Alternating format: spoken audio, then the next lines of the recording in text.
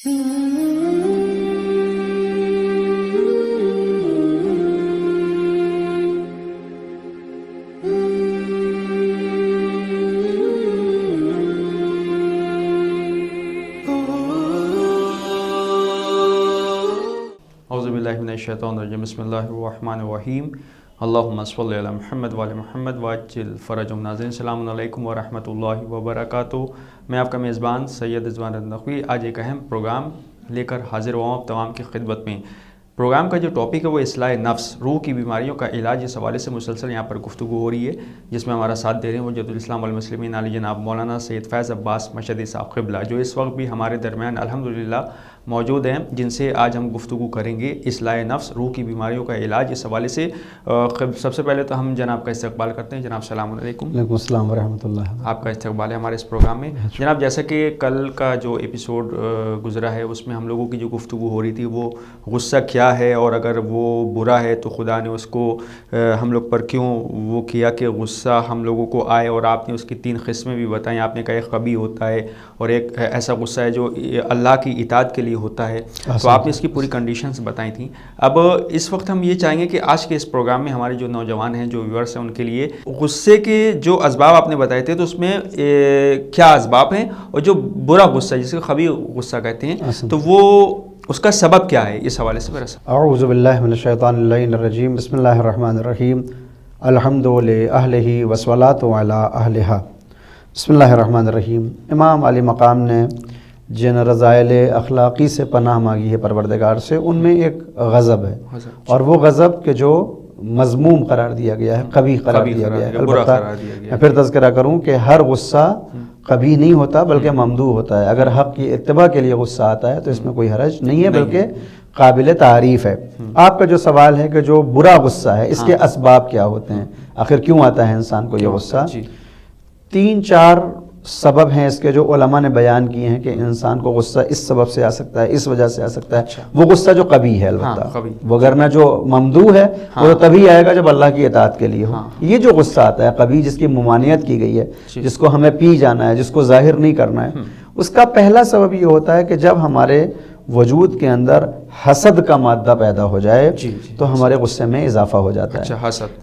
हसद क्या है, ये भी एक बीमारी है। इंशाअल्लाह इन्हीं एपिसोड्स में इमाम अली मकाम ने फ़ौरन गुस्से के बाद जिस बीमारी का नाम लिया है वो हसद ही है। इंशाअल्लाह उसको पेश करूँगा। तो हसद एक सबब बनता है कि इंसान का गुस्से में इजाफा होता है। आप कहेंगे कैसे? जब इंसान अपनी ऊपर निगाह डालता है कि उसको परवरदिगार ने कुछ नेमतें दी हैं, और फिर उसकी निगाह पड़ती है किसी दूसरे शख्स के ऊपर कि जिसके पास नेमतें इससे ज्यादा हैं, तो वो उससे हसद करता है। अहसन तुम, यहाँ से हसद शुरू होता है।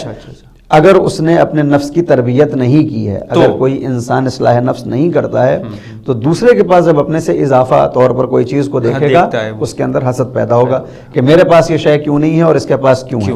जब ये हसद पैदा होता है तो अब उस हसद को जाहिर करने के लिए जो 3-4 रास्ते होते हैं कि कैसे वो ये जाहिर करे कि मैं तुमसे जलता हूँ, मैं तुमसे हसद करता हूँ। इसी में गुस्सा भी आ जाता है उसको। हसन तुम, उसमें एक तरीका ये होता है कि इंसान को गुस्सा आता है। मिसाल के तौर पर मेरे पास, मैं बहुत कोशिश करूं और पूरे बरस में मेहनत करता रहूं, मगर मेरे नंबर 17-18 ही आते हों मिसाल के तौर पर, और जबकि मेरे साथ क्लास में पढ़ने वाला कोई एक ऐसा शख्स हो कि जो 8 घंटे 10 घंटे पढ़ता हो, लेकिन उसके नंबर हमेशा 20 आ रहे हो, हमारे 18 आ रहे हैं और उसके 20 आ रहे हैं।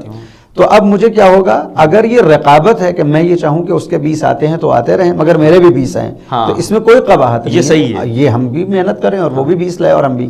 लेकिन बाज़ वक्त ये होता है कि जब हम सोचते हैं कि नहीं हम तो 20 तक पहुंच ही नहीं सकते, हम तो 18 पे रुके हुए हैं, मगर ये 20 पे ला रहा है, तो अब हमें यहाँ से हसद पैदा होता है कि मेरे तो 20 नहीं होंगे, इसके किसी तरह 18 हो जाएं। और अगर जब 18 नहीं होते हैं तो मेरे अंदर एक जलन और एक हसद का मादा पैदा होता है। जब उस हसद के बाद भी हम ये देखते हैं कि उसके नंबर मुसलसल 20 आ रहे हैं, तो अब हसद से जब कोई नतीजा हमको हासिल नहीं हुआ तो हमारे अंदर गुस्से की कैफियत तारी होती है, और अब जहां मौका मिलता है हम उससे लड़ने के फराक में आ जाते हैं, और हम ये सोचते हैं किसी तरह इसको हम जलील करें, इसलिए कि उसको वो वाली इज्जत मिली हुई है जो मेरे पास नहीं है। मेरे पास 18 नंबर है, उसके पास 20 नंबर है, उसकी इज्जत ज्यादा है। तो अब ऐसा गुस्सा करके हम उसको जलील करने की कोशिश करते हैं। लिहाजा एक गुस्से का जो सबब होता है वो है हसद। दूसरा सबब है घमंड। बाज़ वक्त इंसान इतना ज्यादा तकब्बुर में डूब जाता है کہ جس کی بنیاد پر وہ اپنے ہی آپ کو سب کچھ سمجھنے لگتا ہے, اپنے ہی بات کو حرف آخر سمجھتا ہے, اپنی ہی عقل کو عقل کل سمجھتا ہے. تو اب ایسی صورت میں جب یہ کوئی خطا کرتا ہے, کوئی غلطی کرتا ہے, اور اس کو کوئی تیسرا شخص سمجھانے کی کوشش کرتا ہے تو اس کو غصہ آتا ہے. اس کو پشیمانی نہیں آتی, اس کو غصہ آتا ہے. کیوں؟ کیونکہ یہ تو سمجھ رہا ہے کہ میرا فعل سب سے اعلیٰ ہے, جو ہم کریں سب سے اچھا ہے, سب سے بہتر ہم ہیں, یہ میرے اندر گھمنڈ ہے, استکبار ہے. تو اب یہ استکبار جب ہمارے سامنے والا جو ہم کو احساس دلاتا ہے کہ نہیں تمہاری بات غلط تھی, تمہارا یہ کام صحیح نہیں تھا, تو میرے اندر چونکہ ایک عجب اور ایک گھمنڈ پایا جاتا ہے کہ نہیں میں ہی سب سے بہتر ہوں, لہٰذا اب مجھے اس کے اوپر غصہ آنا شروع ہوتا ہے کہ تم کس کھیت کی مولی ہو جو تم مجھے سمجھانے کی کوشش کرو گے. تو ایک سبب جو ہے وہ گھمنڈ ہے. البتہ جی مولانا صاحب, جیسے کہ ابھی آپ نے ذکر کیا کہ اس نے جب یہ ٹوکا, اس کو کہا کہ بھئی یہ آپ غلط کر رہے ہیں, تو وہ مانا نہیں. تو یہاں پر یہ ہے کہ اس کی بات کو ماننا چاہیے اور سمجھنا بھی چاہیے. اگر وہ مان لے تو پھر وہ اپنی اصلاح نفس اسی کو کہتے ہیں کہ اگر کوئی ہماری غلط بات پر متوجہ کر رہا ہے تو ہم اپنی اس غلطی کو سدھاریں, یہی اصلاح نفس ہے. لیکن اگر اس راستے پر نہیں آئے گا تو پھر اس کے اندر ایک غصے کا مادہ پیدا ہوگا. البتہ یہ خود جو گھمنڈ ہے, یہ جو عجب ہے, یہ خود ایک روحانی بیماری ہے. انشاءاللہ اس کا بھی تذکرہ ان ایپیسوڈز میں ہوگا کہ مولا الموحدین امیر المومنین علی ابن ابی طالب علیہ السلام نہج بلاغہ میں یہ ارشاد فرماتے ہیں کہ اس دنیا میں جب میں 6 گروہ کو دیکھتا ہوں, 6 افراد کو دیکھتا ہوں, تو مجھے بڑا تعجب ہوتا ہے. ان 6 افراد میں اور 6 گروہ میں ایک یہ ہے کہ جب انسان دنیا میں گھمنڈ اور استکبار کے ساتھ زمین پر قدم رکھتا ہے تو مولا فرماتے ہیں مجھے بڑا تعجب ہے. کیوں تعجب ہے؟ کہ یہ اپنا اگر ماضی دیکھے گا, پاسٹ, تو وہاں پر نجس نطفہ ہے. یہ انسان کی حقیقت کیا ہے؟ وہ نجس نطفہ ہے. اگر مستقبل دیکھے گا, اپنا فیوچر, تو ایک نجس جیفہ, ایک نجس بے جان جسم ہے. روح جب نکل جاتی ہے تو اب یہ ایسا نجس ہو جاتا ہے کہ کوئی اگر اس کو چھو لے تو اس پہ بھی غسل واجب ہو جاتا ہے. یہ اتنا نجس ہو جاتا ہے. یہ ایک عجیب و غریب بات ہے. یعنی کسی جانور کی میت کو اگر ہم چھوتے ہیں تو ہمارے اوپر غسل واجب نہیں ہوتا.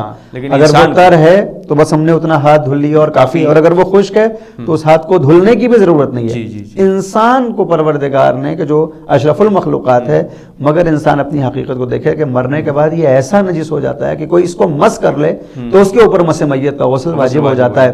امام فرماتے ہیں کہ میں دیکھتا ہوں کہ یہ انسان گھمنڈ کر رہا ہے, غرور کر رہا ہے کہ جس کا ماضی نجس نطفہ ہے, مستقبل نجس جیفہ ہے. اور ایک دوسرے مقام پر فرمایا کہ جب تک زندہ رہتا ہے تو نجاستوں اور غلاظتوں کو اپنے شکم میں رکھ کے یہ زمین پر چلتا اور پھرتا ہے. کس بات کا یہ گھمنڈ کر رہا ہے؟ لیکن بہرحال ہم دیکھتے ہیں دنیا کے اندر یہ گھمنڈ اور استکبار دیکھا جاتا ہے. اس اور گھمنڈ اور استکبار کا بھی ایک سبب یہ ہوتا ہے کہ انسان کے اندر غصہ پیدا ہوتا ہے. تیسرا سبب ہے حب نفس.